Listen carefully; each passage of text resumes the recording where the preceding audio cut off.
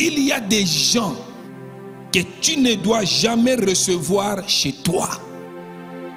J'insiste là-dessus. Il y a des gens qui transportent un esprit. Il arrive même s'il ne parle pas. Il a transporté cet esprit, il peut laisser cet esprit dans ta maison, dans ta parcelle.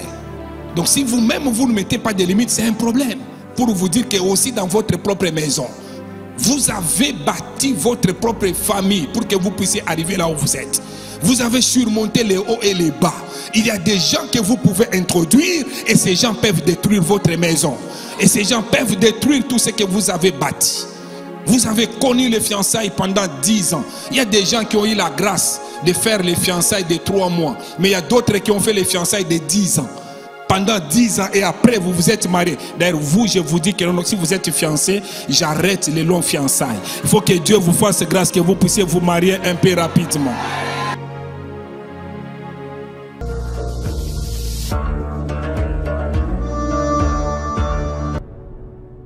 Les couples les plus heureux sur la terre, ce sont les couples qui ont appris à régler leurs problèmes seuls. Je ne sais pas si vous comprenez ce que j'ai dit.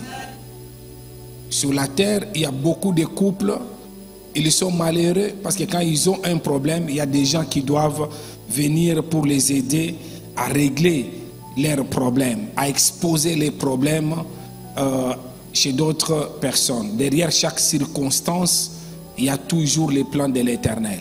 Il y a des problèmes qu'il ne faut pas fuir.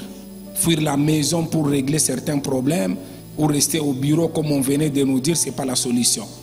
Parce que l'homme, même quand tu restes seul, tu auras toujours des problèmes. Même quand tu t'enfermes seul, tu dis que non, je ne vais pas avoir de problèmes. À un certain moment, la barbe va commencer à pousser.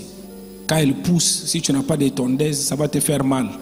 Les premiers, donc même quand tu es seul, tu auras toujours des problèmes. Donc c'est important que tu puisses affronter d'autres problèmes et régler d'autres problèmes comme il le faut. Et toi, surtout en tant qu'homme, il ne faut pas fuir. Il faut regarder en face dans les miroirs et affronter. C'est ça un homme. Il y a des choses bien aimées dans le Seigneur quand on dit par exemple que le mariage doit être honoré de tous. Si toi-même tu n'honores pas ton mariage, personne ne peut pas honorer ton mariage. Il faut que ça commence d'abord par toi-même. Il y a certaines choses que toi-même tu ne dois pas faire. Si tu fais ces choses-là, les gens qui te voient, ils peuvent imiter, ils peuvent dire du n'importe quoi. Il y a des choses, même quand tu es fâché, il y a des mots qui ne peuvent pas sortir de ta bouche.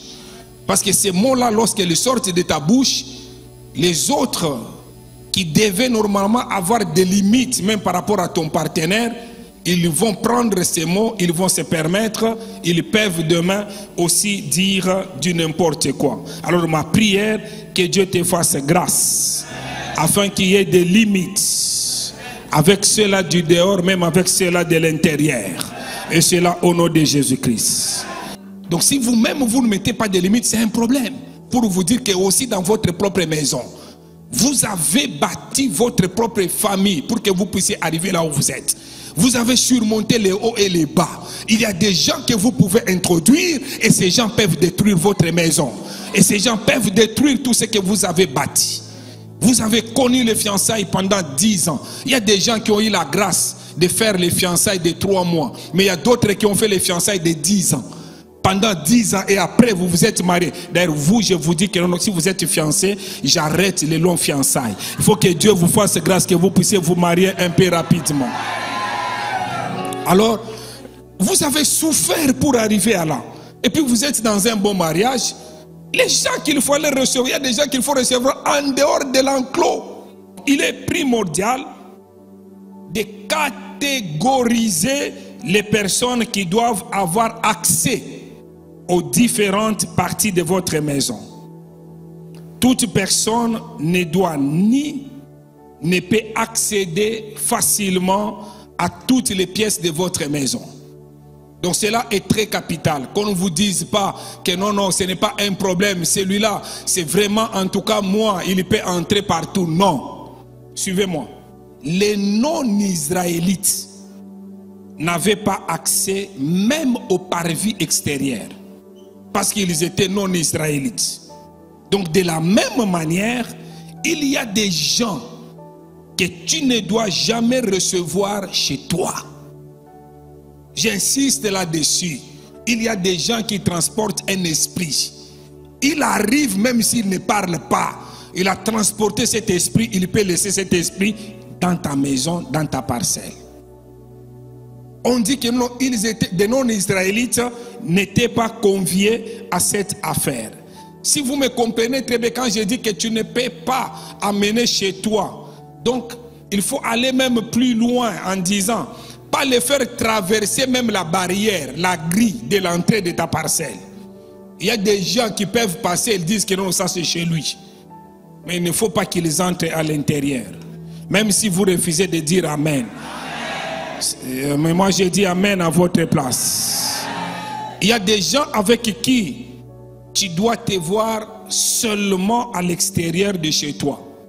Comme je venais de le dire, il y a des gens qu'on peut rencontrer à l'église, qu'on peut rencontrer au travail. Il y a des gens qu'on peut rencontrer à l'université. Il y a des gens qu'on peut rencontrer même dans un restaurant. Il y a des gens qu'on peut rencontrer dans les milieux publics. Il y a des gens qu'on peut rencontrer même seuls. On les rencontre sur la route.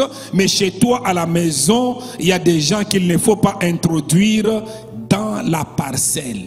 Parce que l'effet étranger peut entrer simplement par la présence de cette personne. Mais si cela était déjà fait auparavant, le Dieu qui a redressé le dos d'une femme, ce Dieu-là me dit de te dire, si l'effet étranger était déjà entré, aujourd'hui, ce fait sort au nom de Jésus-Christ.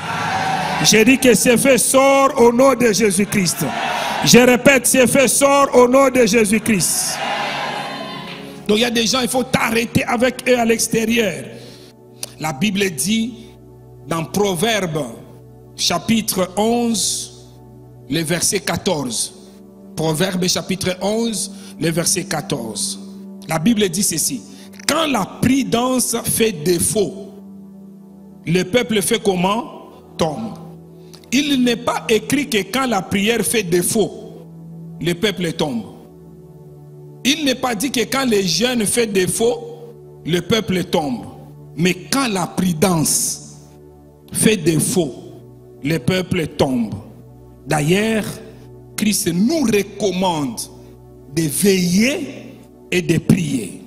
Donc, il ne faut pas simplement prier. Il faut aussi veiller. Il faut user aussi de vigilance. Sinon, même en priant, sans être prudent, Satan peut s'introduire dans ton foyer. Et il entre. Vous savez qu'il y a des gens qui peuvent te respecter parce qu'ils ne savent pas. Il y a des gens, quand ils mangent, c'est normal. Quand ils mangent, quand la nourriture elle est bonne, j'ai des nourritures quand je mange, je ne sais pas comment. Même si j'ai les tabliers, il y a toujours les sauces qui tombent sur la chemise. Alors il ne faudra pas que quelqu'un il entre, il ne sait pas que tu manges. Ma femme me regarde, parce qu'elle sait. J'ai une nourriture que je cite, j'aime beaucoup les haricots. Hein. Alors quand je mange les haricots, je ne sais pas comment, donc je ne mange pas ça tous les jours. Mais elle me dit toujours que non, mais tu as taché encore la chemise. Alors tu peux me respecter, mais quand tu arrives là, tu vois comment j'ouvre la bouche, ça peut diminuer même l'intensité. Donc il y a certaines choses, donc dans les salons, salles à manger, il y a des gens qui ne doivent pas entrer partout. Parce qu'il y a des gens, vous laissez les gens entrer à la cuisine, partout. Quelqu'un vient s'asseoir chez toi à la maison. Et tout d'un coup, il se lève, il dit que non, non, la nourriture, ça a pris beaucoup de temps. Il a même le courage d'aller même à la cuisine.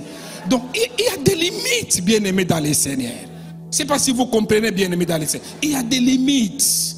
Comme on nous a parlé que non, non, l'homme, écoutez, il est le chef de cette entreprise. Quand tu as ton chef, tu sais toi-même, même si vous avez les cafetières à l'entrée du bureau où tout le monde doit prendre, quand le chef arrive, vous allez voir que tout le monde d'abord, il veut que le chef se sert en premier. Si vous laissez quelqu'un, il vient, il passe directement à la cuisine. Il risque d'ajouter le sel alors que toi tu n'aimes pas beaucoup de sel.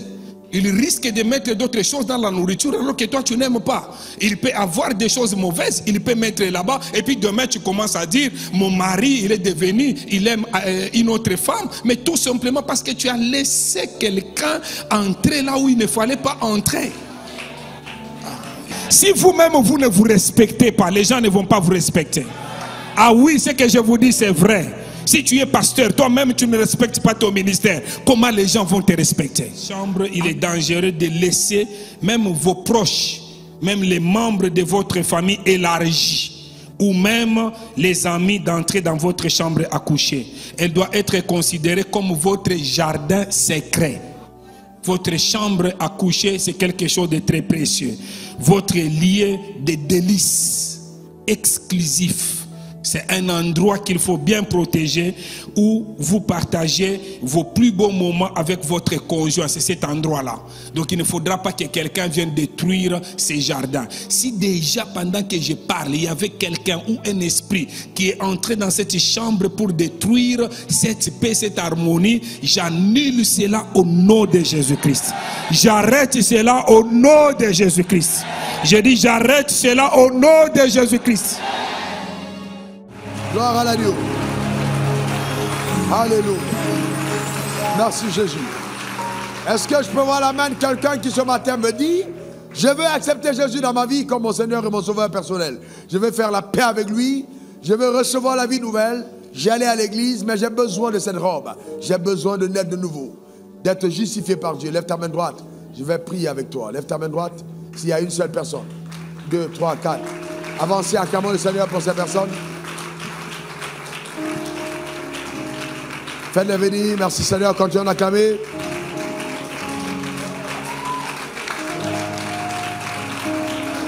N'aie pas honte. Toi qui as levé la main de l'autre côté, avancez. Je te donne ma vie. Je te donne mon cœur. Je te donne tout. Ce que j'ai, ce que je suis est à toi. Oui, je te donne ma vie. Je te donne. Ce n'est pas une religion. Ce n'est pas une religion. C'est Jésus qui veut entrer dans ton cœur. C'est pas une nouvelle église. C'est la vie de Dieu en toi. Je te donne ma vie. Avance devant l'autel. Je te donne mon cœur.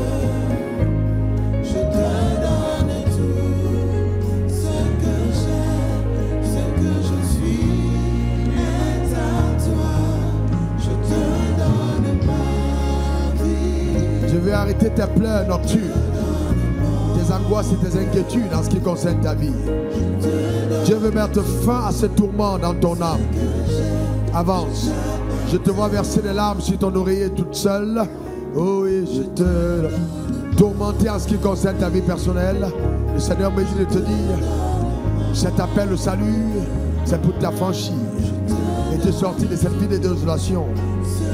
Viens devant l'autel de la grâce, n'aie pas honte. N'aie pas honte, n'aie pas honte, viens devant l'autel. Oui, je te donne ma vie. Je te donne mon cœur. Je te donne tout ce que j'ai. Un dernier appel, si tu ne te donnes pas à Dieu, tu ne pourras pas mettre fin à l'oppression de la puissance démoniaque sur ta vie. Seul Dieu est capable de t'affranchir totalement. Je vais donc te donner 30 secondes pour avancer. Viens devant l'autel. Cours devant l'autel. Dieu t'attend. C'est une décision que tu dois prendre. Absolument. N'aie pas honte.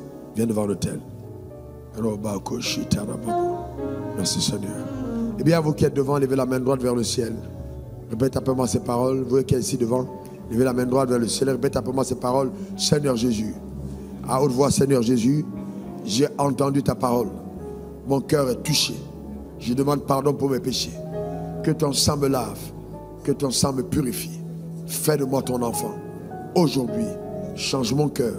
Au nom suprême de Jésus. Amen.